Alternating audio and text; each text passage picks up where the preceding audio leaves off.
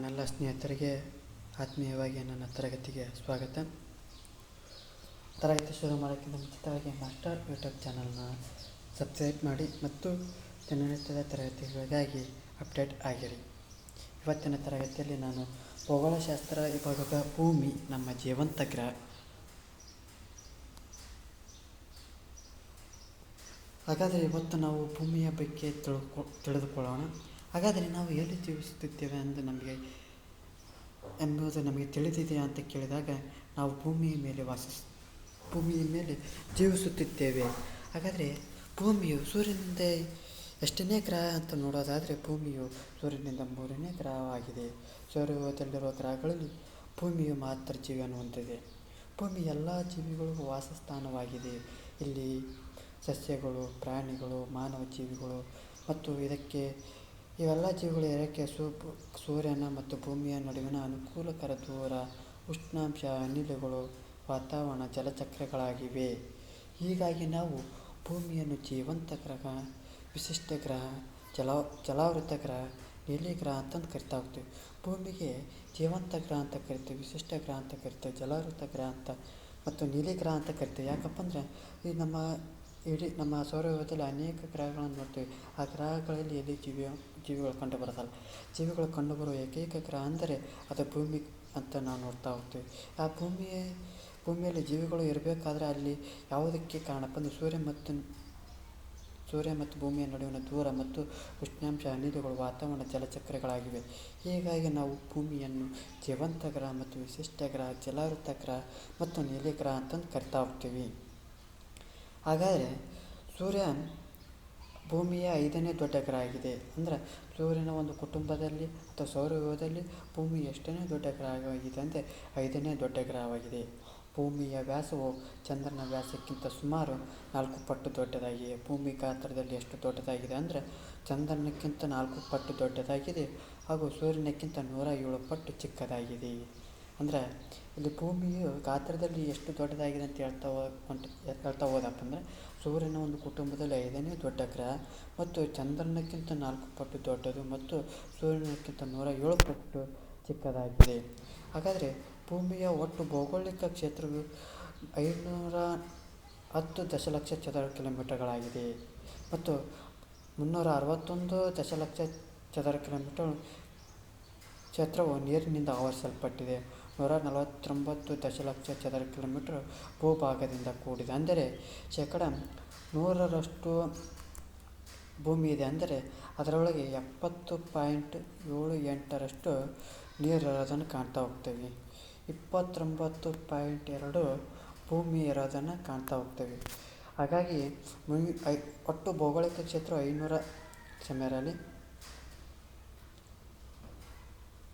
ಭೂಮಿಯ ಒಟ್ಟು ಕ್ಷೇತ್ರವು 510 ದಶಲಕ್ಷ ಕಿಲೋಮೀಟರ್ ಇದೆ ಅಂದಮ್ಯಾಕ ಅದರ ನೀರು ಎಷ್ಟು ಕ್ಷೇತ್ರವನ್ನು ಒಳಗೊಂಡಿದೆ ಅಂದರೆ 361 ಕ್ಷೇತ್ರಗಳನ್ನು ಒಳಗೊಂಡಿದೆ ಮತ್ತು ಭೂಮಿಯು 149 ಕ್ಷೇತ್ರಗಳನ್ನು ಒಳಗೊಂಡಿದೆ. ಮತ್ತು ಭೂಮಿಯ ಜಲಭಾಗ ಮತ್ತು ಭೂಭಾಗ ಅಸಮತೆಯಿಂದ ಕೂಡಿದೆ. ಅಂದರೆ ಇಲ್ಲಿ ಸರಿಸಮಾನವಾಗಿ ಭೂಮಿ ಮತ್ತು ನೀರು ಜಲರಾಶಿಗಳು ಒಂದೇ ಕ್ಷೇಮವಾಗಿಲ್ಲ. ಯಾವ ರೀತಿ ಅನುಪಾತ ಹೊಂದಿದೆಪ್ಪ ಅಂದರೆ 1.2.43 ರಷ್ಟು ಅನುಪಾತ ಹೊಂದಿದೆ. ಈ ಒಂದು ಪ್ರಶ್ನೆ TET ಕ್ವಶನ್ ಆಗಿತ್ತು. ಭೂಮಿಯ ಮತ್ತು ನೀರಿನ ಅನುಪಾತ ಎಷ್ಟಿದೆ ಅಂದರೆ 1.2.43 ಅನುಪಾತವನ್ನು ಹೊಂದಿದೆ. ಹಾಗಾದರೆ ಭೂಮಿ ಯಾವ ಆಕಾರದಲ್ಲಿದೆ ಅಂತ ನೋಡೋದಾದರೆ, ಭೂಮಿಯು ಭೂಮ್ಯಾಕಾರ ಅಥವಾ ಜಿಯಾಟ್ ಎಂದು ಕರೆಯಲಾಗಿದೆ. ಯಾಕೆಂದರೆ ಭೂಮಿಯ ಧ್ರುವಗಳ ಬಳಿ ಚಪ್ಪಟೆಯಾಗಿದ್ದು ಸಮಭಾಜಕ ವೃತ್ತದ ಬಳಿ ಉಬ್ಬಿದಂತಿದೆ. ಅಂದರೆ ಉದಾಹರಣೆಗೆ ಧ್ರುವ ಪ್ರದೇಶಗಳು, ಇದು ಉತ್ತರ ಧ್ರುವ, ಇದು ದಕ್ಷಿಣ ಧ್ರುವ, ಇಲ್ಲಿ ಚಪ್ಪಟೆ ಆಗಿರೋದನ್ನು ಕಾಣ್ತಾ ಹೋಗ್ತೇವೆ. ಹಾಗಾಗಿ ಸಮಭಾಜಕ ವೃತ್ತದಲ್ಲಿ ಉಬ್ಬಿದಂತೆ ಕಾಣ್ತಾ ಹೋಗ್ತೇವೆ. ಹಾಗಾದರೆ ಸಮಭಾಜಕ ವೃತ್ತದ ವ್ಯಾಸ ಎಷ್ಟಿದೆಪ್ಪ ಅಂದ್ರೆ, ಸಮಭಾಜಕ ವೃತ್ತದಲ್ಲಿ 12,756 ಕಿಲೋಮೀಟರ್ ಮತ್ತು ಧ್ರುವೀಯ ವ್ಯಾಸ ಕಡೆಯಲ್ಲಿ 12,714 ಕಿಲೋಮೀಟರ್ ಆಗಿದೆ. ಅಂದರೆ ಭೂಮಿಯ ಒಂದು ವ್ಯಾಸ ನೋಡಿದಪ್ಪ ಅಂದರೆ ಸಮಭಾಜಕ ವೃತ್ತ ಇಲ್ಲಿ 12,756 ಕಿಲೋಮೀಟರ್ ಇದೆ. ಧ್ರುವ ಪ್ರದೇಶಗಳಲ್ಲಿ ಹೋದಂತೆ 12,714 ಕಿಲೋಮೀಟರ್ಗಳು ಕಾಣ್ತಾ ಹೋಗ್ತೇವೆ. ಅದೇ ರೀತಿ ಸಮಭಾಜಕ ವೃತ್ತದ ಒಟ್ಟು ಸುತ್ತಳತೆ ಎಷ್ಟಪ್ಪ ಅಂದರೆ 40,076 ಕಿಲೋಮೀಟರ್. ಧ್ರುವೀಯ ಸುತ್ತಳತೆ 40,008 ಕಿಲೋಮೀಟರ್ಗಳಷ್ಟಿದೆ.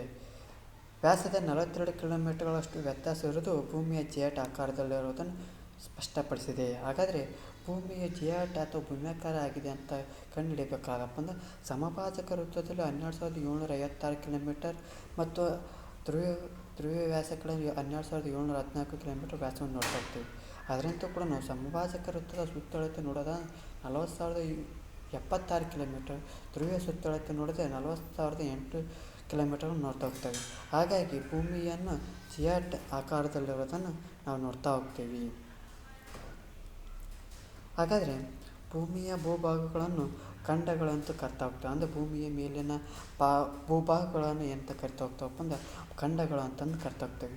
ಇಡೀ ಭೂಭಾಗವನ್ನು 7 ಖಂಡಗಳಾಗಿ ವಿಂಗಡಿಸಲಾಗಿದೆ. ಎಷ್ಟು ಖಂಡಗಳಾಗಿ ವಿಂಗಡಿಸಲಾಗಿದೆ ಅಂದರೆ 7 ಖಂಡಗಳಾಗಿ ವಿಂಗಡಿಸಲಾಗಿದೆ. ಅವುಗಳೆಂದರೆ ಏಷ್ಯಾ, ಆಫ್ರಿಕಾ, ಉತ್ತರ ಅಮೇರಿಕಾ, ದಕ್ಷಿಣ ಅಮೇರಿಕಾ, ಅಂಟಾರ್ಕ್ಟಿಕಾ, ಯುರೋಪ್ ಮತ್ತು ಆಸ್ಟ್ರೇಲಿಯಾ. ಈ ಖಂಡಗಳು ವಿಸ್ತಾರವಾದ ಭೂಭಾಗಗಳಾಗಿವೆ. ಭೌಗೋಳಿಕವಾಗಿ ಏಷ್ಯಾವು ಅತಿ ದೊಡ್ಡ ಖಂಡವಾಗಿದ್ದು ಆಸ್ಟ್ರೇಲಿಯಾವು ಅತಿ ಚಿಕ್ಕ ಖಂಡವಾಗಿದೆ. ಭೂಮಿಯ ಮೇಲಿನ ವಿಸ್ತಾರವಾದ ಜಲರಾಶಿಯನ್ನು ಮಹಾಸಾಗರಗಳೆಂದು ಕರಿತಾ ಹೋಗ್ತಾರೆ. ಅವುಗಳನ್ನು 4 ಮಹಾಸಾಗರಗಳಾಗಿ ನೋಡ್ತಾ ಹೋಗ್ಬೋದು. ಅವುಗಳೆಂದರೆ ಪೆಸಿಫಿಕ್ ಸಾಗರ, ಅಟ್ಲಾಂಟಿಕ್ ಸಾಗರ, ಹಿಂದೂ ಮಹಾಸಾಗರ, ಆರ್ಕ್ಟಿಕ್ ಸಾಗರ. ಪೆಸಿಫಿಕ್ ಸಾಗರವು ಅತಿ ದೊಡ್ಡದು ಮತ್ತು ಹೆಚ್ಚು ಆಳವಾದದ್ದಾಗಿದೆ. ಆರ್ಕ್ಟಿಕ್ ಸಾಗರವು ಅತಿ ಚಿಕ್ಕದು ಮತ್ತು ಕಡಿಮೆ ಆರ್ಕ್ಟಿಕ್ ಸಾಗರವು ಅತಿ ಚಿಕ್ಕದು ಮತ್ತು ಕಡಿಮೆ ಆಳವಾಗಿದೆ. ಅಂದರೆ ಭೂಮಿಯ ಮೇಲೆ ಒಟ್ಟು 7 ಭೂಖಂಡಗಳನ್ನು ನೋಡ್ತಾ ಹೋಗ್ತೇವೆ. ಅವು ಯಾವಪ್ಪ ಅಂದರೆ ಏಷ್ಯಾ ಖಂಡ, ಆಫ್ರಿಕಾ, ಉತ್ತರ ಅಮೇರಿಕಾ, ದಕ್ಷಿಣ ಅಮೇರಿಕಾ, ಅಂಟಾರ್ಕ್ಟಿಕಾ, ಯುರೋಪ್ ಮತ್ತು ಆಸ್ಟ್ರೇಲಿಯಾ ಖಂಡಗಳನ್ನು ನೋಡ್ತಾ ಹೋಗ್ತೇವೆ. ಏಷ್ಯಾ ಖಂಡವು ಅತಿ ದೊಡ್ಡ ಖಂಡವಾಗಿತ್ತು ಮತ್ತು ಆಸ್ಟ್ರೇಲಿಯಾ ಖಂಡವು ಚಿಕ್ಕದಾಗಿದೆ. ಮತ್ತು ಮಹಾಸಾಗರಗಳಲ್ಲಿ 4 ಮಹಾಸಾಗರಗಳನ್ನು ನೋಡ್ತಾ ಹೋಗ್ತೀವಿ. ಅವು ಯಾವಪ್ಪ ಅಂದರೆ ಪೆಸಿಫಿಕ್ ಸಾಗರ, ಅಟ್ಲಾಂಟಿಕ್ ಸಾಗರ, ಹಿಂದೂ ಮಹಾಸಾಗರ, ಆರ್ಕ್ಟಿಕ್ ಸಾಗರ. ಪೆಸಿಫಿಕ್ ಸಾಗರವು ಅತ್ಯಂತ ದೊಡ್ಡದು ಮತ್ತು ಆಳವಾದ್ದು. ಆರ್ಕ್ಟಿಕ್ ಸಾಗರವು ಅತಿ ಚಿಕ್ಕದು ಮತ್ತು ಕಡಿಮೆ ಆಳವನ್ನು ಹೊಂದಿದೆ. ಹಾಗಾದರೆ ಭೂಮಿ ಮತ್ತು ಜಲರಾಶಿಗಳು ಉತ್ತರಾರ್ಧ ಮತ್ತು ದಕ್ಷಿಣಾರ್ಧ ಸಮನಾಗಿ ಹಂಚಿಕೆ ಆಗಿಲ್ಲ. ಇಲ್ಲಿ ಉತ್ತರಾರ್ಧ ಗೋಳದಲ್ಲಿ 60% ಭೂಭಾಗವಿದ್ದು 40% ಜಲರಾಶಿಗಳು. ಆದ್ದರಿಂದ ಭೂಪ್ರಧಾನ ಗೋಳ ಅಂತ ಕರಿತಾ ಹೋಗ್ತೇವೆ. ಅದೇ ರೀತಿ ಇದಕ್ಕೆ ವಿರುದ್ಧವಾಗಿ ದಕ್ಷಿಣ ಗೋಳಾರ್ಧದಲ್ಲಿ 81% ಭಾಗ ಜಲರಾಶಿ ಇದ್ದು 19% ಭಾಗ ಭೂಭಾಗ. ಇದನ್ನು ಜಲಪ್ರಧಾನ ಗೋಳ ಅಂತ ಹೇಳ್ತಾ ಹೋಗ್ತೇವೆ. ಒಟ್ಟಾರೆ ಹೇಳೋದಾದರೆ ಭೂಮಿ ಮತ್ತು ಜಲರಾಶಿಗಳು ಒಂದೇ ಸಮನಾಗಿ ಹಂಚಿಕೆ ಆಗಿಲ್ಲ. ಇಲ್ಲಿ ಉತ್ತರಾರ್ಧ ಗೋಳದಲ್ಲಿ 60% ಭಾಗ ಭೂಭಾಗವಿತ್ತು, 40% ನೀರನ್ನು ಹೊಂದಿದೆ.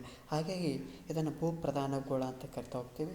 ಅದೇ ರೀತಿ ದಕ್ಷಿಣ ಗೋಳಾರ್ಧದಲ್ಲಿ 80% ನೀರಿದ್ದು 19% ಭೂಭಾಗ ಇತ್ತು. ಇದನ್ನು ಜಲಪ್ರಧಾನ ಗೋಳ ಅಂತಂದು ಕರಿತಾ ಹೋಗ್ತೀವಿ. ಹಾಗಾದರೆ ಅಕ್ಷಾಂಶಗಳು ಮತ್ತು ರೇಖಾಂಶಗಳು ಎಂದರೇನು ಗೊತ್ತಾ? ಹಾಗಾದ್ರೆ ತಿಳ್ಕೊಳ್ಳಿ ಮಕ್ಕಳೇ. ಒಂದು ಅಕ್ಷಾಂಶ ಮತ್ತು ರೇಖಾಂಶಗಳು ಒಂದು ಸ್ಥಳದ ಸನ್ನಿವೇಶ ಅಥವಾ ದಿಕ್ಕು ಅಥವಾ ಅಂತರನ್ನು ತಿಳಿತವೆ. ಅಂದರೆ ಭೂಮಿ ಮೇಲೆ ನಾವು ಯಾವ ಸ್ಥಳದಲ್ಲಿದ್ದೀವಿ ಮತ್ತು ಯಾವ ದಿಕ್ಕಿನಲ್ಲಿದ್ದೇವೆ ಮತ್ತು ಈ ಪ್ರದೇಶದಿಂದ ಈ ಪ್ರದೇಶಕ್ಕೆ ಅಂತರವೇನು ಎಂಬುದನ್ನು ಅಕ್ಷಾಂಶಗಳು ಮತ್ತು ರೇಖಾಂಶಗಳಾಗಿವೆ. ಹಾಗಾಗಿ ಭೂಮಿಯು ಗೋಳಾಕಾರವಾಗಿದೆ. ಆದ್ದರಿಂದ ಭೂಮಿಯ ಮೇಲಿನ ಸ್ಥಳಗಳನ್ನು ಮತ್ತು ದಿಕ್ಕುಗಳನ್ನು ಅವೆರಡು ಸ್ಥಳಗಳ ನಡುವಿನ ಅಂತರವನ್ನು ಗುರುತಿಸುವುದು ಕಠಿಣ. ಹಾಗಾಗಿ ಭೂಮಿಯ ಮೇಲಿನ ನಿರ್ದಿಷ್ಟ ಸ್ಥಾನ, ಸನ್ನಿವೇಶ, ಅಂತರ ಮತ್ತು ದಿಕ್ಕುಗಳನ್ನು ಅರಿಯಲು ಕಾಲ್ಪನಿಕ ರೇಖಾಜಾಲ ವ್ಯವಸ್ಥೆಯನ್ನು ನಕ್ಷೆ ಅಥವಾ ಗೋಳದ ಮೇಲೆ ಊಹಾರೇಖೆಗಳ ರೂಪದಲ್ಲಿ ಎಳೆಯಲಾಗಿದೆ. ಈ ಊಹಾರೇಖೆಗಳನ್ನು ಪೂರ್ವ ಪಶ್ಚಿಮವಾಗಿ, ಉತ್ತರ ದಕ್ಷಿಣವಾಗಿ ಎಳೆಯಲಾಗಿದ್ದು ಅವುಗಳನ್ನು ಅಕ್ಷಾಂಶ ಮತ್ತು ರೇಖಾಂಶಗಳಂತ ಕರಿತಾ ಹೋಗ್ತೇವೆ. ಇಲ್ಲಿ ಒಟ್ಟಾರೆ ಹೇಳೋದಾದಪ್ಪ ಅಂದರೆ ಭೂಮಿಯಲ್ಲಿ ಒಂದು ನಿರ್ದಿಷ್ಟ ಪ್ರದೇಶ, ಒಂದು ನಿರ್ದಿಷ್ಟ ಸ್ಥಾನ ಮತ್ತು ಅಂತರ ದಿಕ್ಕುಗಳನ್ನು ಕಂಡುಹಿಡಿಯುವ ಸಲುವಾಗಿ ಕಾಲ್ಪನಿಕ ರೇಖೆಗಳನ್ನು ಎಳೆಯಲಾಗಿದೆ. ಅವು ಪೂರ್ವದಿಂದ ಪಶ್ಚಿಮವಾಗಿ ಮತ್ತು ಉತ್ತರದಿಂದ ದಕ್ಷಿಣವಾಗಿ ಅವುಗಳನ್ನು ಎಳೆಯಲಾಗಿದೆ. ಅವುಗಳನ್ನು ಅಕ್ಷಾಂಶ ಮತ್ತು ರೇಖಾಂಶಗಳು ಅಂತ ಕರಿತಾ ಹೋಗ್ತೀವಿ. ಮತ್ತು ಅಕ್ಷಾಂಶಗಳು ಮತ್ತು ರೇಖಾಂಶಗಳು ಎಂದರೇನು ಅನ್ನೋದನ್ನು ತಿಳಿದುಕೊಳ್ಳೋಣ. ಮೊದಲಿಗೆ ಅಕ್ಷಾಂಶಗಳು ಎಂದರೆ ಅಂತ ನೋಡ್ತಾ ಹೋಗೋಣ. ಅಕ್ಷಾಂಶ ಅಂದರೆ ಭೂ ಅಕ್ಷವನ್ನು ಆಧಾರವಾಗಿಟ್ಟುಕೊಂಡು, ಅಂದರೆ ಭೂಗೋಳದ ಮೇಲೆ ಅಥವಾ ಭೂಮಿಯ ಮೇಲೆ ಉತ್ತರದಿಂದ ಕ್ಷಮೆಯಲ್ಲಿ ಭೂಗೋಳದ ಮೇಲೆ ಒಂದು ಕಾಲ್ಪನಿಕ ರೇಖೆಗಳನ್ನು ರಚಿಸ್ತಾ ಹೋಗ್ತಾರೆ. ಈ ಸಮಭಾಜಕ ವೃತ್ತಕ್ಕೆ ಸಮಾನಾಂತರವಾಗುವಂತೆ, ಅಂದರೆ ಇಲ್ಲಿ ಸಮಭಾಜಕ ವೃತ್ತಕ್ಕೆ ಸಮಾನಾಂತರವಾಗುವಂತೆ ಪೂರ್ವ ಪಶ್ಚಿಮವಾಗಿ ಕಾಲ್ಪನಿಕ ಎಳೆದಿರುವ ರೇಖೆಗಳನ್ನು ಅಕ್ಷಾಂಶ ಅಂತ ಕರೀತಾರೆ. ಇಲ್ಲಿ ಒಂದು ಭೂಗೋಳದ ಮೇಲೆ ಅಥವಾ ಭೂಮಿಯ ಮೇಲೆ ಪೂರ್ವದಿಂದ ಪಶ್ಚಿಮವಾಗಿ ಎಳೆದಿರುವ ಕಾಲ್ಪನಿಕ ರೇಖೆಗಳನ್ನು ಅಕ್ಷಾಂಶಗಳು ಅಂತ ಕರಿತಾ ಹೋಗ್ತಾರೆ. ಹಾಗಾದರೆ ಯಾವ ಒಂದು ಇಲ್ಲಿ ಮಹಾವೃತ್ತ ಯಾವುದು ಕಂಡು ಬರ್ತದೆ? ಒಂದು ಸಮಭಾಜಕ ವೃತ್ತವನ್ನು ಕೇಂದ್ರವಾಗಿಟ್ಟುಕೊಂಡು ಅಲ್ಲಿಂದ ಉತ್ತರ ಮತ್ತು ದಕ್ಷಿಣಕ್ಕಿರುವ ಅಕ್ಷಾಂಶಕ ಒತ್ತಡವು ಚಿಕ್ಕದಾಗುತ್ತದೆ. ಅಂದರೆ ಇಲ್ಲಿ ಉತ್ತರದಲ್ಲಿ 90 ಉತ್ತರ ಮತ್ತು 90 ಉತ್ತರ ಅಕ್ಷಾಂಶಗಳು ಮತ್ತು ದಕ್ಷಿಣದಲ್ಲಿ 90 ಅಕ್ಷಾಂಶಗಳನ್ನು ಅಳತೆ ಮಾಡಲಾಗಿದೆ. ಅಂದರೆ ಉತ್ತರಾರ್ಧದ 90 ಅಕ್ಷಾಂಶಗಳನ್ನು ಕಂಡು ರಚಿಸಲಾಗಿದೆ. ದಕ್ಷಿಣ ಅರ್ಥದಲ್ಲಿ 90 ಅಕ್ಷಾಂಶಗಳನ್ನು ಕಂಡುಹಿಡಿಯಲಾಗಿದೆ. ಒಟ್ಟಾರೆಯಾಗಿ 181 ಅಕ್ಷಾಂಶಗಳಿವೆ. ಒಂದು ಅಕ್ಷಾಂಶದಿಂದ ಮತ್ತೊಂದು ಅಕ್ಷಾಂಶಕ್ಕಿರುವ ಭೂಮಿಯ ಮೇಲಿನ ಅಂತರ ಎಷ್ಟಿದೆಪ್ಪ ಅಂದ್ರೆ 110.4 ಕಿಲೋಮೀಟರ್ಗಳಾಗಿತ್ತು. ಅಂದರೆ ಸ್ನೇಹಿತರೆ, ಇಲ್ಲಿ ಭೂಮಿಯ ಮೇಲೆ ಅಂದರೆ ಸಮಭಾಜಕ ವೃತ್ತವನ್ನು ಆಧಾರವಾಗಿಟ್ಟುಕೊಂಡು ಪೂರ್ವದಿಂದ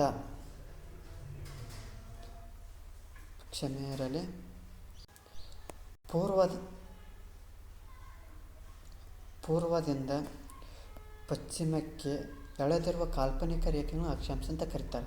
ಅವುಗಳನ್ನು ಪೂರ್ವದಿಂದ ಪಶ್ಚಿಮಕ್ಕೆ ಮತ್ತು ಪಶ್ಚಿಮದಿಂದ ಪೂರ್ವಕ್ಕೆ ಎಳೆದಿರುವ ಕಾಲ್ಪನಿಕ ರೇಖೆಗಳನ್ನು ಅಕ್ಷಾಂಶ ಅಂತ ಕರಿತಾ ಹೋಗ್ತಾರೆ. ಈ ಉತ್ತರಾರ್ಧದಲ್ಲಿ 90 ಅಕ್ಷಾಂಶಗಳನ್ನು ಕಾಣ್ತಾ ಹೋಗ್ತೀವಿ. ಅದರಂತೆ ಕೂಡ ದಕ್ಷಿಣ ಅರ್ಥದಲ್ಲಿ 90 ಅಕ್ಷಾಂಶಗಳನ್ನು ಕಾಣ್ತಾ ಹೋಗ್ತೀವಿ.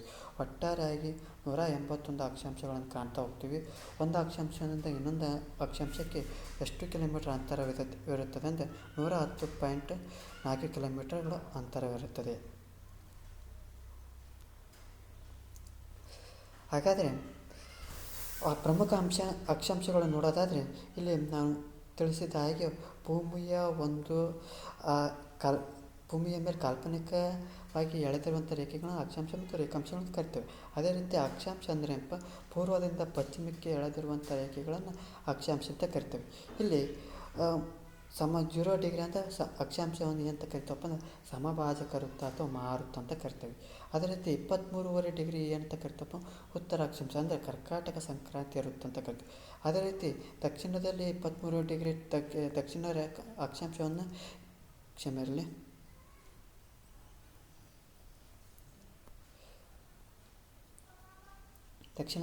ದಕ್ಷಿಣ ಅಕ್ಷಾಂಶವನ್ನು ಮಕರ ಸಂಕ್ರಾಂತಿ ವೃತ್ತ ಅಂತ ಕರಿತೇವೆ. ಅದೇ ರೀತಿ 66.30 ಉತ್ತರ ಅಕ್ಷಾಂಶವಂತ ಏನಂತ ಕರಿತಪ್ಪ ಅಂದ್ರೆ ಆರ್ಕಾಟಿಕ್ ವೃತ್ತ ಅಂತ ಕರಿತೇವೆ. ಅದೇ ರೀತಿ ದಕ್ಷಿಣ 63.30 ಡಿಗ್ರಿ ದಕ್ಷಿಣ ಅಕ್ಷಾಂಶವಂತ ಅಂತ ಕರಿತೇವೆ ಅಂಟ್ಲಾಟಿಕ್ ವೃತ್ತ ಅಂತ ಕರಿತಾ ಹೋಗ್ತೇವೆ. 90 ಉತ್ತರ ಅಕ್ಷಾಂಶತೆ ಅಂತ ಕರಿತಪ್ಪ ಅಂದ್ರೆ ಉತ್ತರ ಧ್ರುವ ಅಂತ ಕರಿತೇವೆ. ಅದೇ ರೀತಿ 90 ದಕ್ಷಿಣ ಅಕ್ಷಾಂಶ ಅಂತ ಕರಿತಪ್ಪ ಅಂದರೆ ದಕ್ಷಿಣ ಧ್ರುವ ಅಂತ ಕರಿತಾ ಹೋಗ್ತೇವೆ. ಈ ಒಂದು ಅಕ್ಷಾಂಶಗಳು ಬಹಳ ಮುಖ್ಯವಾಗಿರೋದನ್ನು ಗಮನಿಸ್ತಾ ಹೋಗಬೇಕು. 0 ಡಿಗ್ರಿ ಅಂದರೆ ಸಮಭಾಜಕ ವೃತ್ತ, 23.5 ಡಿಗ್ರಿ ಅಂದರೆ ಕರ್ಕಾಟಕ ಸಂಕ್ರಾಂತಿ ವೃತ್ತ, 23.5 ದಕ್ಷಿಣ ಅಕ್ಷಾಂಶ ಅಂದರೆ ಮಕರ ಸಂಕ್ರಾಂತಿ ವೃತ್ತ, 66.5 ಉತ್ತರ ಅಕ್ಷಾಂಶ ಉತ್ತರ ಧ್ರುವ ಅಥವಾ ಆರ್ಕಾಟಿಕ್ ವೃತ್ತ, 66.5 ದಕ್ಷಿಣ ವೃತ್ತ ಅಂದರೆ ದಕ್ಷಿಣ ಧ್ರುವ ಅಥವಾ ಅಂಟಾರ್ಟಿಕ ವೃತ್ತ, 90 ಡಿಗ್ರಿ ಅಂದರೆ ಉತ್ತರ ಧ್ರುವ ಮತ್ತು 90 ಡಿಗ್ರಿ ದಕ್ಷಿಣ ಅಕ್ಷಾಂಶ ಅಂದರೆ ದಕ್ಷಿಣ ಧ್ರುವವನ್ನು ಕಾಣ್ತಾ ಹೋಗ್ತೀವಿ. ಅದೇ ರೀತಿ ರೇಖಾಂಶ ಅಂದರೆ ಏನು ಅನ್ನೋದನ್ನು ಸಮಭಾಜಕ ವೃತ್ತವನ್ನು ಸಮಾನಾಂತರವಾಗಿ ಛೇದಿಸಿ ಉತ್ತರ ಮತ್ತು ದಕ್ಷಿಣ ಧ್ರುವಗಳನ್ನು ಸಂಧಿಸುವ ಕಾಲ್ಪನಿಕ ರೇಖಾಂಶ ಅಂತ ಕರಿತಾ ಹೋಗ್ತಾರೆ. ಅಂದರೆ ಇದು ಭೂಮಿ ಅಂತ ತಿಳ್ಕೊಳ್ಳಿ. ಈ ಒಂದು ಸಮಭಾಜಕ ವೃತ್ತವನ್ನು ಸಮಾನಾಂತರವಾಗಿ ಇಟ್ಟುಕೊಂಡು ಉತ್ತರದಿಂದ ದಕ್ಷಿಣಕ್ಕೆ ಎಳೆದಿರುವಂಥ ಕಾಲ್ಪನಿಕ ರೇಖೆಗಳನ್ನು ರೇಖಾಂಶ ಅಂತ ಕರಿತೇವೆ. ಇಲ್ಲಿ ಒಂದು ಸಮಾನಾಂತರ ರೇಖೆ ಅಂದರೆ ಇದು ಪ್ರಧಾನ ರೇಖಾಂಶ ಕಂಡುಬರ್ತೈತೆ. ಇದನ್ನು GMT ಅಂತ ಕರೀತಾರೆ, ಗ್ರೀನ್ವಿಚ್ ಮೆಡಿಟೇರಿಯನ್ ಟೈಮ್ ಅಂತ ಕರಿತೇವೆ. ಈ ಒಂದು ರೇಖೆಯ ಆಧಾರವಿಟ್ಟುಕೊಂಡು ರೇಖಾಂಶಗಳನ್ನು ಹೇಳ್ತಾ ಹೋಗ್ತಾರೆ. ಹಾಗಾದರೆ ಗೋಳದ ಮೇಲೆ ಅರ್ಥವೃತ್ತ ಅಂತ ಶೂನ್ಯವೃತ್ತ ಕಂಡು ಬರ್ತೀವಿ. ಉತ್ತರ ದಕ್ಷಿಣ ಧ್ರುವಗಳಿಂದ ಸಮಭಾಜಕ ವೃತ್ತದ ಮೂಲಕ ಹಾದು ಹೋಗ್ತವೆ. ಆದರೆ ಎಲ್ಲ ರೇಖಾಂಶ ವೃತ್ತ ಒಂದೇ ಆಗಿದೆ. ಹಾಗಾದರೆ ರೇಖಾಂಶಗಳನ್ನು ಮಧ್ಯಾಹ್ನ ಅಥವಾ ಮೆರಿಡಿಯನ್ ರೇಖೆಗಳನ್ನುವರು. ಈ ರೇಖಾಂಶಗಳನ್ನು ಮಧ್ಯಾಹ್ನ ರೇಖೆ ಅಥವಾ ಮೆರಿಡಿಯನ್ ರೇಖೆ ಅಂತ ಕರೀತಾರೆ. ಯಾಕಪ್ಪ ಅಂದ್ರೆ ಈ ಯಾಕೆಂದರೆ ಯಾವುದೇ ಒಂದು ರೇಖಾಂಶಕ್ಕೆ ಎಲ್ಲ ಸ್ಥಳವು ಒಂದೇ ಸಮಯದಲ್ಲಿ ಮಧ್ಯಾಹ್ನ ಅಂದ್ರೆ ಈ ಒಂದು ರೇಖಾಂಶದ ಮೇಲೆ ಯಾವುದೇ ಒಂದು ರೇಖಾಂಶದ ಮೇಲೆ ಹಾದು ಹೋದರೂ ಕೂಡ ಆ ಒಂದು ರೇಖಾಂಶದ ಸೂರ್ಯನ ಮೇಲೆ ಆಗ ಮಧ್ಯಾಹ್ನ ಆಗಿರೋದನ್ನು ಕಾಣ್ತಾ ಹೋಗ್ತೀವಿ. ಹಾಗಾದರೆ ಈ ಒಂದು ಪ್ರಧಾನ ರೇಖಾಂಶ ಅಥವಾ GMT ಅಂತ ಕರೀತಾರೆ, ಗ್ರೀನ್ವಿಚ್ ಮೆರಿಡಿಯನ್. ಇದು ಇಂಗ್ಲೆಂಡಿನ ಗ್ರೀನ್ವಿಚ್ ನಗರದ ಮೇಲೆ ಹಾದು ಹೋಗಿರುವಂಥ ರೇಖಾಂಶನ ಪ್ರಧಾನ ರೇಖಾಂಶ ಅಂತ ಪರಿಗಣನೆ ಮಾಡ್ತೀವಿ. ಇದನ್ನು 0 ಡಿಗ್ರಿ ಅಂತ ಗುರುತಿಸ್ತಾರೆ. ಈ ಗ್ರೀನ್ವಿಚ್ ರೇಖಾಂಶದ ಪೂರ್ವಕ್ಕೆ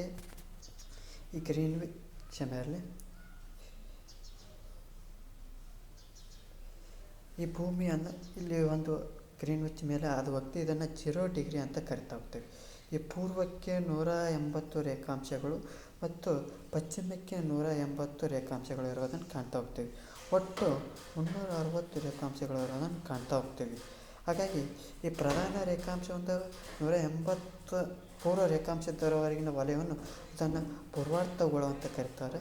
180 ರೇಖಾಂಶಗಳಿರುವ ಪಶ್ಚಿಮಾರ್ಧಗೋಳವನ್ನು ಪಶ್ಚಿಮಾರ್ಧಗೋಳ ಅಂತ ಕರಿತಾ ಹೋಗ್ತಾರೆ. ಹಾಗಾದರೆ ಸಮಭಾಜಕ ವೃತ್ತದಿಂದ ಧ್ರುವದ ಕಡೆಗೆ ಹೋದಂತೆ 2 ರೇಖಾಂಶಗಳ ಅಂತರ ನಿಧಾನವಾಗಿ ಕಡಿಮೆ ಅಂದರೆ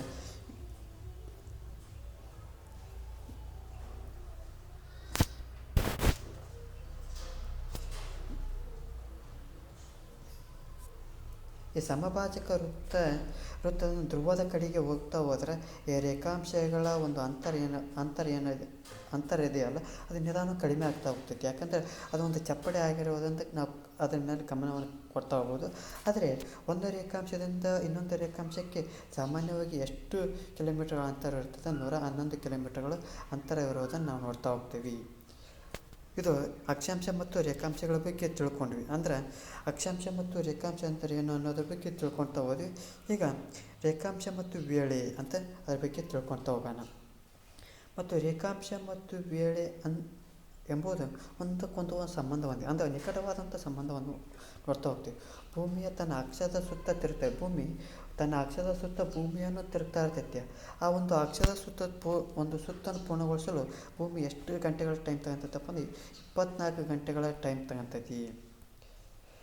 ಒಂದು ಭೂಮಿಯು ತನ್ನನ್ನು ತಾನು ಸುತ್ತಿಕೊಳ್ಳಲು ಎಷ್ಟು ಗಂಟೆಗಳ ಟೈಮ್ ತಗೊಂತೈತಪ್ಪ ಅಂದ್ರೆ 24 ಗಂಟೆಗಳ ಸಮಯ ತಗೊಂತ. ಅಂದರೆ 24 ಗಂಟೆಗಳ ಸಮಯ ತೆಗಿಬೇಕಪ್ಪ ಅಂದ್ರೆ 360 ರೇಖಾಂಶವನ್ನು ಸುತ್ತಿ ಪೂರ್ಣಗೊಳಿಸಿದರೆ ಅದು 24 ಗಂಟೆ ಇರಬೇಕು. ಅಂದರೆ ಆ ಒಂದು 24 ಗಂಟೆಗಳು ಆಗಬೇಕಪ್ಪ 360 ರೇಖಾಂಶಗಳನ್ನು ಅದು ಸುತ್ತಿ ಪೂರ್ಣಗೊಳಿಸ್ಬೇಕು. ಹಾಗಾದರೆ ಒಂದು ರೇಖಾಂಶ ದಾಟಬೇಕಪ್ಪ ಅಂದರೆ ಅದು ಎಷ್ಟು ನಿಮಿಷ ತಗೊಂತೈತಪ್ಪ ಅಂದ್ರೆ 4 ನಿಮಿಷಗಳನ್ನು ತಗೊಂತ ಹೋಗ್ತೈತಿ. ಹಾಗಾದರೆ 15 ರೇಖಾಂಶಗಳ ಜೊತೆಗೆ 15 ರೇಖಾಂಶಗಳು ಮತ್ತು ಒಂದು ರೇಖಾಂಶಕ್ಕೆ 4 ನಿಮಿಷಗಳದೆ 60 ನಿಮಿಷಗಳಾಗ್ತವೆ. ಅಂದರೆ 15 ರೇಖಾಂಶಗಳನ್ನು ದಾಟಿದರೆ 60 ನಿಮಿಷ ಆಗ್ತದೆ, ಅಂದರೆ 1 ಗಂಟೆ ಆಗ್ತೈತಿ. ಅದರಂತೆ ಕೂಡ 360 ರೇಖಾಂಶಗಳನ್ನು ದಾಟಬೇಕಾದಪ್ಪ ಅಂದ್ರೆ ಇಂಟು 4 ಮಾಡಿದಪ್ಪ ಅಂದ್ರೆ 1440 ನಿಮಿಷ ಆಗ್ತೈತಿ. ಅದನ್ನು 60ರಿಂದ ಭಾಗಾಕಾರ ಮಾಡಿದರೆ 24 ಗಂಟೆಗಳು ಬರ್ತಾ ಹೋಗ್ತೈತೆ. ಹಾಗಾದರೆ ಒಂದೇ ಮಾತಿನಲ್ಲಿ ಹೇಳೋದಾದರೆ ಭೂಮಿಯು ತನ್ನನ್ನು ಸುತ್ತ ತೆಗೆದುಕೊಳ್ಳಲು 24 ಗಂಟೆ ಸಮಯ ಬೇಕು. ಹೌದು, ಯಾವ ಆಧಾರದ ಮೇಲಪ್ಪ ಅಂದ್ರೆ 360 ರೇಖಾಂಶಗಳು ಸುತ್ತಿ ಪೂರ್ಣಗೊಳಿಸ್ತೈತಿ. ಆ 360 ರೇಖಾಂಶಗಳನ್ನು ಎಷ್ಟು ಸಮಯಕ್ಕೆ ಪೂರ್ಣಗೊಳಿಸ್ತೈತೆ ಅಂದರೆ ಒಂದು ರೇಖಾಂಶದಿಂದ ಒಂದು ರೇಖಾಂಶವನ್ನು ದಾಟಬೇಕಪ್ಪ ಅಂದ್ರೆ 4 ನಿಮಿಷಗಳು ತಗೊತೈತಿ. ಅದರಂತೆ ಕೂಡ 15 ರೇಖಾಂಶಗಳು ದಾಟಿದಪ್ಪ ಅಂದ್ರೆ ಅದು 60 ನಿಮಿಷ. 60 ನಿಮಿಷ ಅಂದರೆ 1 ಗಂಟೆ ಆಗ್ತೈತೆ. ಅದನ್ನು 360 ರೇಖಾಂಶಗಳು ಇಂಟು 4 ನಿಮಿಷಗಳನ್ನು ಗುಣಾಕಾರ ಮಾಡಿದಪ್ಪ 1440 ನಿಮಿಷ ಬರ್ತೈತಿ. ಆ 1440 ನಿಮಿಷ ಬಂದಪ್ಪ ಅಂದ್ರೆ 60ರಿಂದ ಭಾಗಾಕಾರ ಮಾಡಿದಪ್ಪ ಅಂದ್ರೆ 24 ಗಂಟೆಗಳು ಬರ್ತಾ ಹೋಗ್ತೈತಿ. ಹಾಗಾದರೆ ನಾವು ಪಶ್ಚಿಮದಿಂದ ಪೂರ್ವದ ಕಡೆಗೆ ಚಲಿಸುವಾಗ ವೇಳೆಯು ಹೆಚ್ಚುತ್ತದೆ. ಅಂದ್ರೆ ಮತ್ತು ಪೂರ್ವದಿಂದ ಪಶ್ಚಿಮದ ಕಡೆಗೆ ಚಲಿಸುವಾಗ ವೇಳೆ ಕಡಿಮೆ ಆಗುತ್ತದೆ. ಅಂದ್ರೆ ಇದು ಪೂರ್ವ, ಇದು ಪಶ್ಚಿಮ. ನಾವು ಅಗಲಕ್ಕೆ ಹೇಳಿದ್ವಿ, ಸೂರ್ಯ ತನ್ನನ್ನು ತಾನು ಸುತ್ತುತ್ತಾ ಸೂರ್ಯನನ್ನು ಸುತ್ತುತ್ತಾ ಇರ್ತಾನೆ. ಈಗ ನಮ್ಮ ಒಂದು ಪೂರ್ವದಿಂದ ಪಶ್ಚಿಮಕ್ಕೆ ಹೋದಪ್ಪ ಅಂದ್ರೆ ಒಂದು ದಿನ ಎಕ್ಸ್ಟ್ರಾ ಆಗುತ್ತೆ. ಅಂದರೆ ನಾವು ಇಲ್ಲಿದ್ದ ದಿನವನ್ನು ಮತ್ತೆ ಪುನಃ ಅಲ್ಲೇ ಪಡಿತೇವೆ. ಅದೇ ರೀತಿ ಪಶ್ಚಿಮದಿಂದ ಪೂರ್ವಕ್ಕೆ ಹೋದಪ್ಪ ಅಂದರೆ ಅವನು ತನ್ನ ಒಂದು ದಿನವನ್ನು ಕಳೆದುಕೊಳ್ತಾನೆ. ಅಂದರೆ ಪೂರ್ವದಿಂದ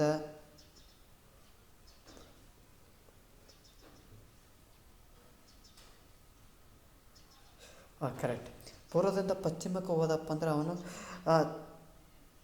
ಕ್ಷಮೆ ಇರಲಿ, ಪಶ್ಚಿಮದಿಂದ ಪೂರ್ವಕ್ಕೆ ಹೋದಪ್ಪ ಒಂದು ದಿವಸ ಎರಡಕ್ಕೈತೆ. ಅಂದರೆ ಈಸ್ಟಿಗೆ ಏನು ಎರಡು, ಮತ್ತು ಪೂರ್ವದಿಂದ ಪಶ್ಚಿಮ ಕಡೆಗೆ ಹೋದಪ್ಪ ಅಂದ್ರೆ ವೆಸ್ಟ್ ಲಾಸ್ ಕಡಿಮೆ ಆಗ್ತಾ ಹೋಗ್ತೈತಿ. ಮತ್ತು ಸ್ಥಾನಿಕ ವೇಳೆ ಅಂದರೆ ಅಂತ ನೋಡ್ತಾ ಹೋಗೋಣ. ಒಂದು ಸ್ಥಳದ ಸ್ಥಾನಿಕ ವೇಳೆಯನ್ನು ಆ ಸ್ಥಳದ ರೇಖಾಂಶ ಅಥವಾ ಸೂರ್ಯನ ಸ್ಥಾನಕ್ಕೆ ಹೇಳ್ತಾ ಹೋಗ್ತಾನೆ. ಅಂದರೆ ಆ ಸ್ಥಳದ ಸ್ಥಳೀಯ ರೇಖಾಂಶ ಅದರಲ್ಲೂ ಮಧ್ಯಾಹ್ನದ ರೇಖೆಯನ್ನು ಆಧರಿಸ್ತದೆ. ಅಂದರೆ ಸ್ಥಾನಿಕ ವೇಳೆ ಅಂದರೆ ಆ ಒಂದು ಎಲ್ಲಿ ಮಧ್ಯಾಹ್ನ 12 ಗಂಟೆ ಯಾವ ಒಂದು ರೇಖೆಯ ಮೇಲೆ ಸೂರ್ಯನ ಕಿರಣವು ನೇರವಾಗಿ ಬೀಳುವುದರಿಂದ ಆ ಒಂದು ಸಮಯವನ್ನು 12 ಗಂಟೆ ಕರಿತಾರೆ. ಇದನ್ನು ಮಧ್ಯಾಹ್ನ ರೇಖೆ ಅಂತ ಹೇಳ್ತಾ ಹೋಗ್ತಾರೆ. ಇದನ್ನು ಸ್ಥಾನಿಕ ವೇಳೆ ಅಂತ ಕರಿತಾ ಹೋಗ್ತಾರೆ. ಪ್ರಮಾಣ ವೇಳೆ ಅಂದರೆ ನೋಡ್ತಾ ಹೋಗೋಣ. ಸ್ಥಾನಿಕ ವೇಳೆಯು ಸ್ಥಳದಿಂದ ಸ್ಥಳಕ್ಕೆ ವ್ಯತ್ಯಾಸವಾಗುತ್ತೆ. ಅಂದರೆ ಸ್ಥಾನಿಕ ವೇಳೆಯು ಸ್ಥಳದಿಂದ ಸ್ಥಳಕ್ಕೆ ವ್ಯತ್ಯಾಸವಾಗೋದನ್ನು ನೋಡ್ತಾ ಹೋಗ್ತೀವಿ. ಪ್ರತಿಯೊಂದು ಸ್ಥಳವು ತನ್ನದೇ ಆದ ಸ್ಥಾನಿಕ ವೇಳೆಯನ್ನು ಅನುಸರಿಸ್ತಾ ಹೋಗ್ತೈತಿ. ಮತ್ತು ಈ ಗೊಂದಲ ನಿವಾರಿಸಲು ಹಲವು ದೇಶಗಳು ಒಂದು ಏಕರೂಪ ಅಂದರೆ ಸ್ಥಾನಿಕ ವೇಳೆಯು ಒಂದೊಂದು ಪ್ರದೇಶದೊಳಗೆ ಒಂದೊಂದು ರೀತಿಯ ವ್ಯತ್ಯಾಸವನ್ನು ಕಾಣ್ತಾ ಹೋಗ್ತೇವೆ. ಹಾಗಾಗಿ ಆ ದೇಶದ ಒಂದು ಸಮಯವನ್ನು ನಿರ್ಧಾರ ಮಾಡೋಕ್ಕಾಗಲ್ಲ. ಹಾಗಾಗಿ ಅವರೊಂದು ಸೊಲ್ಯೂಷನ್ ಕಂಡುಕೊಳ್ತಾರೆ. ಅದನ್ನು ಏನು ಕಂಡುಕೊಳ್ತಾರಪ್ಪ ಅಂದರೆ ಪ್ರಮಾಣ ವೇಳೆ ಅಂತಂದು ಕಂಡುಕೊಳ್ತಾ ಹೋಗ್ತಾರೆ. ಅದಕ್ಕೆ ಸ್ಟ್ಯಾಂಡರ್ಡ್ ಟೈಮ್ ಅಂತ ಕರಿತಾ ಹೋಗ್ತಾರೆ. ಒಂದು ಯಾವ ದೇಶದಲ್ಲಿ ಒಂದು ಈ 12 ಗಂಟೆ ಅಥವಾ ರೇಖಾಂಶ ಏನು ಹಾದು ಹೋಗ್ತತ್ವೋ ಆ ಸಮಯವನ್ನು ಸ್ಟ್ಯಾಂಡರ್ಡ್ ಟೈಮ್ ಅಂತ ಒಂದು ಕರಿತಾ ಹೋಗ್ತಾರೆ. ನಮ್ಮ ಭಾರತ ದೇಶದ ಪ್ರಮಾಣ ವೇಳೆ ಯಾವುದಪ್ಪ ಅಂದರೆ 82.30 ಡಿಗ್ರಿ ಪೂರ್ವ ರೇಖಾಂಶವನ್ನು ಭಾರತದ ಪ್ರಮಾಣ ವೇಳೆ ಅಂತ ಕರಿತಾ ಹೋಗ್ತೇವೆ. ಇದನ್ನು ಇಂಡಿಯನ್ ಸ್ಟ್ಯಾಂಡರ್ಡ್ ಟೈಮ್ ಅಂತ ಕರಿತಾ ಹೋಗ್ತೇವೆ. ಇದು ಉತ್ತರ ಪ್ರದೇಶದ ಪ್ರಯಾಗ್ರಾಜ್ ನಗರದ ಮೂಲಕ ಹಾದು ಹೋಗ್ತೈತಿ. ಹಾಗಾದರೆ ಗ್ರೀನ್ವಿಚ್ GMTಯಿಂದ ಇದು ಎಷ್ಟು ಗಂಟೆಗಳ ನಾವು ಮುಂದಿದ್ದೇವಪ್ಪ ಅಂದರೆ 5 ಗಂಟೆ 30 ಮುಂದಿರೋದನ್ನು ನಾವು ಕಾಣ್ತಾ ಹೋಗ್ತೀವಿ. ಅಂದರೆ ಗ್ರೀನ್ವಿಚ್ ಇದು ಇಂಗ್ಲೆಂಡಿನ ಗ್ರೀನ್ವಿಚ್ ನಗರದ ಮೇಲೆ ಹೋಗುತ್ತೆ.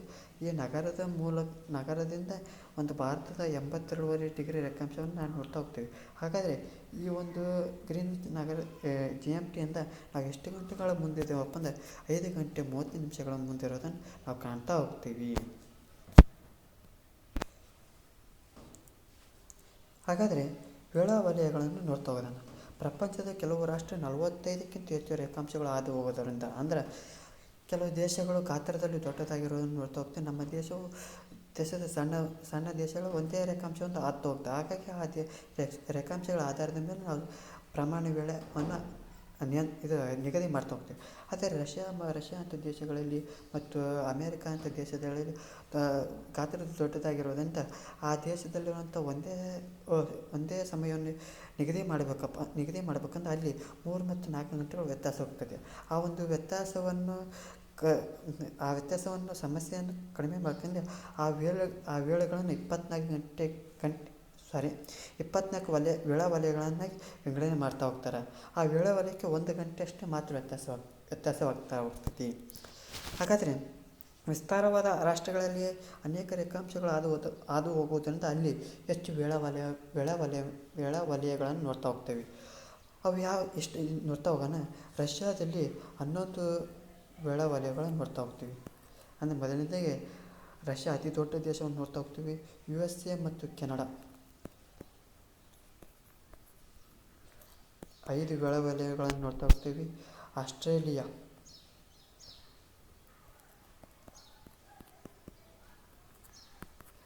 3 ವೇಳಾ ವಲಯಗಳನ್ನು ನೋಡ್ತಾ ಹೋಗ್ತೀವಿ.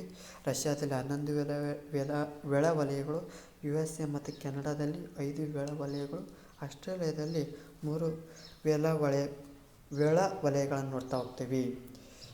ಇದು ವೇಳಾ ವಲಯಕ್ಕೆ ಸಂಬಂಧಪಟ್ಟಂಥ ಮಾಹಿತಿಯಾಗಿದೆ. ಹಾಗಾದರೆ ಅಂತಾರಾಷ್ಟ್ರೀಯ ದಿನಾಂಕ ರೇಖೆ ಅಂದರೆ ಅಂತ ನೋಡ್ತಾ ಹೋಗೋಣ.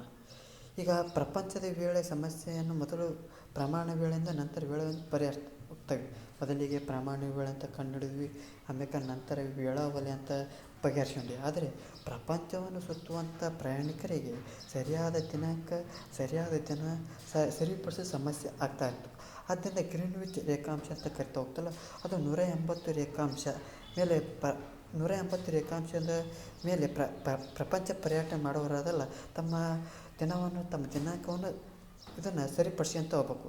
ಈ ಪೆಸಿಫಿಕ್ ಸಾಗರದ ಮೂಲಕ ಹಾದು ಹೋಗುವಂಥ 180 ರೇಖಾಂಶದ ಮೇಲೆ ಇದ್ದರೂ ಕೆಲವು ಭೂಭಾಗಗಳನ್ನು ತಪ್ಪಿಸೋ ಅಲ್ಲೆಲ್ಲ ಅಂಕುಡೊಂಕು ಎಳೆಯಲಾಗಿದೆ. ಅದನ್ನು ಅಂತಾರಾಷ್ಟ್ರೀಯ ದಿನಾಂಕ ರೇಖೆ ಅಂತ ಕರಿತಾ ಹೋಗ್ತೇವೆ. ಇಲ್ಲಿ ನೋಡ್ತಾ ಹೋಗೋಣ. ಇದು ಭೂಮಿಯ ಒಂದು ಅಂತಾರಾಷ್ಟ್ರೀಯ ದಿನಾಂಕ ರೇಖೆ ಅಂದರೆ ಈ ಒಂದು ರೇಖೆಯನ್ನು ಅಂತಾರಾಷ್ಟ್ರೀಯ ದಿನಾಂಕ ರೇಖೆ ಅಂತ ಕರಿತಾ ಹೋಗ್ತಾರೆ. ಇಲ್ಲೇ ನಾ ಹೇಳ್ತಾ ಇದ್ದೇನೆ, ಇದನ್ನು ಅಂತಾರಾಷ್ಟ್ರೀಯ ದಿನಾಂಕ ರೇಖೆ ಅಂತ ಕರಿತಾ ಹೋಗ್ತಾರೆ. ಆದರೆ ಪ್ರಪಂಚವನ್ನು ಸುತ್ತುವಂಥ ವ್ಯಕ್ತಿಗಳಿಗೆ, ಪ್ರಯಾಣಿಕರಿಗೆ ಒಂದು ಇಲ್ಲಿ ನಾ ಹೇಳಿದ ಅಗಲಿಕೆ ಈಸ್ಟಿಯನ್ ಯಾರ್ಡ್, ವೆಸ್ಟ್ ಲಾಸ್ ಅಂತ ಹೇಳ್ತಾ ಹೋದ್ವಿ. ಅಂದರೆ ಹೇಳ್ತಾ ಹೋದಾಗ ಆ ಒಂದು ಸಮಯವನ್ನು ಸರಿದೂಗಿಸ್ಬೇಕಂತ ಕಾರಣಕ್ಕಾಗಿ ಈ ಒಂದು ಅಂತಾರಾಷ್ಟ್ರೀಯ ದಿನಾಂಕ ರೇಖೆಯನ್ನು ಹೇಳ್ತಾ ಹೋಗ್ತಾರೆ.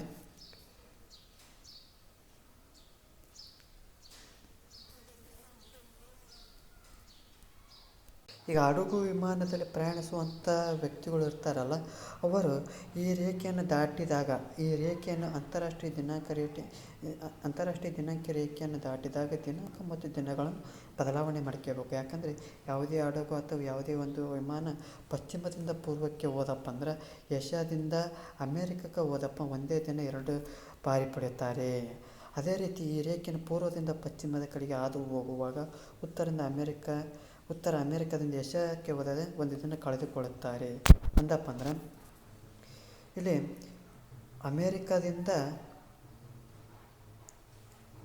ಅಮೇರಿಕಾದಿಂದ ಏಷ್ಯಾಕ್ಕೆ ಹೋದಪ್ಪ ಅಂದ್ರೆ ಒಂದು ದಿನ ಲಾಸ್ ಮಾಡ್ಕೊತೇವೆ. ಅದೇ ಏಷ್ಯಾದಿಂದ ಅಮೇರಿಕ ಹೋದ್ರೆ 2 ದಿನ ಪಡ್ಕೊತೇವೆ. ಈ ಒಂದು ಅಂತಾರಾಷ್ಟ್ರೀಯ ದಿನಾಂಕದ ವಿಶೇಷತೆ ಅಂದರೆ ಇದು. ಈ ಒಂದು ಪ್ರಪಂಚವನ್ನು ಸುತ್ತುವಂಥ ಹಡಗುಗಳು ಮತ್ತು ವಿಮಾನಗಳು ಅಥವಾ ಪ್ರವಾಸಿಗರು ಈ ಒಂದು ಅಂತಾರಾಷ್ಟ್ರೀಯ ದಿನಾಂಕ ರೇಖೆಯನ್ನು ದಾಟಿದಾಗ ಈ ಒಂದು ಸಮಯವನ್ನು, ನಿಯಂತ್ರಣವನ್ನು ಅಥವಾ ಸರಿದೂಗಿಸಬೇಕಾಗಿ ನೋಡ್ತಾ ಹೋಗ್ತಾರೆ. ಇವೆಲ್ಲ ಒಂದು ಅಂಶಗಳು ನಮ್ಮ ಭೂಮಿ ಎಂದರೇನು ಮತ್ತು ಭೂಮಿಯ ವ್ಯಾಸ ಮತ್ತು ಭೂಮಿಯ ಒಂದು ಹಾದು ಹೋಗಿರುವಂಥ ಅಕ್ಷಾಂಶ ಮತ್ತು ರೇಖಾಂಶಗಳು ಮತ್ತು ವೇಳಾವಳಿಗಳು, ಪ್ರಮಾಣ ವೇಳೆ ಮತ್ತು ಅಂತಾರಾಷ್ಟ್ರೀಯ ದಿನಾಂಕ ರೇಖೆಯನ್ನು ನೋಡ್ತಾ ಹೋದ್ವಿ. ಒಂದು ಪಾಠಕ್ಕೆ ಸಂಬಂಧಪಟ್ಟಂತೆ ಪ್ರಶ್ನೆಗಳನ್ನು ನೋಡ್ತಾ ಹೋಗೋಣ. ಭೂಮಿಯ ಒಟ್ಟು ಭೌಗೋಳಿಕ ಕ್ಷೇತ್ರವು 510 ಚದರ ಕಿಲೋಮೀಟರ್ಗಳಷ್ಟಿದೆ. ಭೂಮಿ ಯಾವ ಆಕಾರದಲ್ಲಿದೆ ಅಂದರೆ ಜಿಯಾಟ್ ಅಥವಾ ಭೂಮ್ಯಾಕಾರದಲ್ಲಿದೆ. ಭೂಮಿಯ ಸಮಭಾಜಕ ವೃತ್ತ ಮತ್ತು ಧ್ರುವ ಪ್ರದೇಶಗಳ ವ್ಯಾಸವು 12,756 ಕಿಲೋಮೀಟರ್, 12,716 ಕಿಲೋಮೀಟರ್ ನೋಡ್ತಾ ಹೋಗ್ತೀವಿ. 23 ಉತ್ತರ ಅಕ್ಷಾಂಶವನ್ನು ಎಂತ ಕರಿತಾವಪ್ಪ ಅಂದ್ರೆ, ಭೂಮಿಯ ಒಟ್ಟು ಭೌಗೋಳಿಕ ಕ್ಷೇತ್ರವು 510 ಚದರ ಕಿಲೋಮೀಟರ್ಗಳಷ್ಟಿದೆ. ಭೂಮಿಯು ಯಾವ ಆಕಾರದಲ್ಲಿ ಜಿಯಾಟ್ ಆಕಾರದಲ್ಲಿಯೇ. ಭೂಮಿಯ ಸಮಭಾಜಕ ಮತ್ತು ಧ್ರುವ ಪ್ರದೇಶಗಳ ವ್ಯಾಸವು 12,756 ಕಿಲೋಮೀಟರ್ ಮತ್ತು ವ್ಯಾಸದಲ್ಲಿ 12,714 ಕಿಲೋಮೀಟರ್ ನೋಡ್ತಾ ಹೋಗ್ತೀವಿ.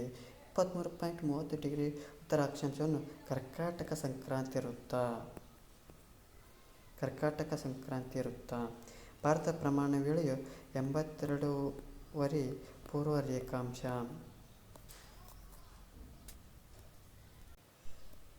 ಇಲ್ಲಿವರೆಗೆ ನಿಮಗೆ ತರಗತಿ ಇಷ್ಟ ಆದಪ್ಪ ಅಂತ ಖಂಡಿತವಾಗಿ ಲೈಕ್ ಮಾಡಿ. ತರಗತಿ ಇಷ್ಟ ಆಗಲಿಲ್ಲ ಅಂದರೆ ಡಿಸ್ಲೈಕ್ ಮಾಡಿ. ಮತ್ತು ಏನಾದರೂ ತಪ್ಪುಗಳಿದ್ದರೆ ಕಮೆಂಟ್ ಬಾಕ್ಸ್ನಲ್ಲಿ ತಿಳಿಸಿ. ಮತ್ತು ಇದು ನನ್ನ ಪ್ರಾರಂಭಿಕ ವಿಡಿಯೋ ಆಗಿರೋದ್ರಿಂದ ಕಾರಣ ಸ್ವಲ್ಪ ಉಚ್ಚಾರಣೆ ದೋಷಗಳಲ್ಲಿ ತಪ್ಪುಗಳು ಹೆಚ್ಚಾಗಿರ್ತವೆ, ಕ್ಷಮೆ ಇರಲಿ ಅಂತ ಕೇಳ್ಕೊಳುತ್ತೆ. ಇನ್ನು ದಿನನಿತ್ಯದ ತರಗತಿಗಳಿಗಾಗಿ ಮಾತಾಡೋ ಯೂಟ್ಯೂಬ್ ಚಾನಲನ್ನು ಸಬ್ಸ್ಕ್ರೈಬ್ ಮಾಡಿ ಅಂತ ಕೇಳ್ಕೊಳುತ್ತೆ. ಎಲ್ಲರಿಗೂ ಧನ್ಯವಾದಗಳು.